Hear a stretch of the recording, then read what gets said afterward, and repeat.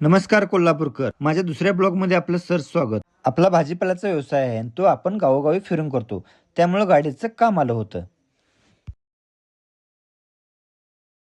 कामाला आलतो आणि मिस्त्रींच्याकडे नंबराला गाड्या बघा, एक रिक्षा, त्यानंतर ती पाठीमाग जितो गाडी, त्याच्यानंतर माझा नंबर होता. मी जेवायच्या आधीच आलोय. इथं लाईटली काहीतरी वडापाव वगैरे नाश्ता करणार आहे. दुपारचा 1 वाजून गेलाय तरी पण त्यांनी माझी गाडी काय हातात घेतलेली नाही.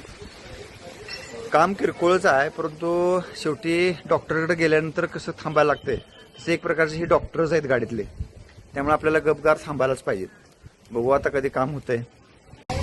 हे सर्व गाडींचे मालक अक्षरशः डॉक्टरकडे कसं लोक वेटिंगला थांबतात तसे हे सगळे वेटिंगला थांबलेले आहेत. हे बघा, आणि डॉक्टर आता चालले जेवायला, त्यामुळे 15-20 मिनिटं अजून वेळ लागणार.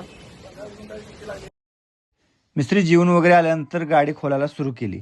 गाडीचं काम सुरू झाल्याबरोबर थोडासा मनाला धीर लागला, कारण की एकदाशी कामाला गाडी घेतली.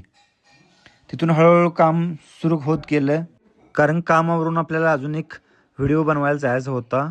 तो ब्रँडेड कपड्याच्या शोरूमचा होता. गाडीचं काम झाल्यानंतर मी आलो माझ्या व्हिडिओच्या ठिकाणी. कॉटन पॅन्ट या कपड्याच्या शोरूमचा व्हिडिओ होता, हेनीज कंपनीचा. स्टॉक भरपूर आलेला. तिथं आलो आणि तिथे व्हिडिओची तयारी करत होतो.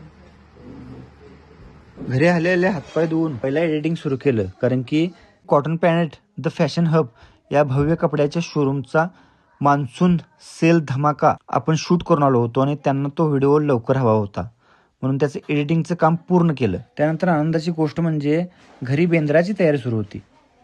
सोमवारी 27 तारखेला महाराष्ट्र बेंदूर आहे आणि त्या बेंदूर निमित्त ग्रामीण भागात करंजा, चकल्या केल्या जातात.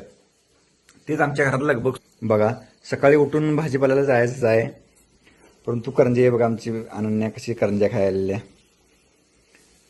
मम्मी तर करंजा तळालेल्या बघा चुलीवर.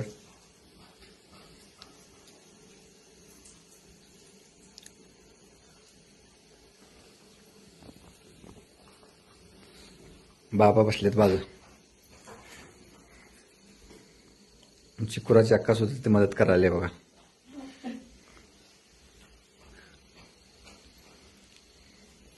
आणि ग्रामीण भागात बेंदूर सण मोठ्या उत्साहात साजरा केला जातोय, कारण की बैलराजानं रोपसाठी भरपूर शेतकऱ्याला मदत केलेली असते. त्याच्यासाठी भरपूर आनंदानं हा सण साजरा केला जातोय.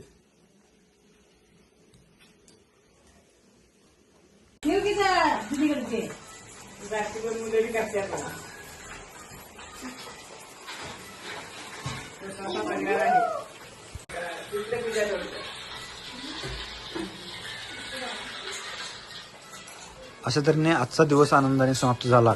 सकाळी 3 वाजता जायचं असल्यामुळे मी आवरून झोपी गेलो. असेच नवनवीन माझे ब्लॉग पाहण्यासाठी मला फॉलो करा.